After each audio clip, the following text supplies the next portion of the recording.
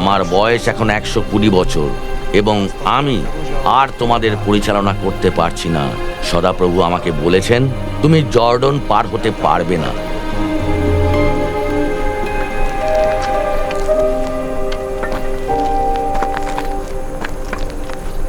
এরপর মসি জিহোশুয়াকে ডাকলেন এবং সমস্ত ইসরায়েলীয়র সামনে তাকে বললেন,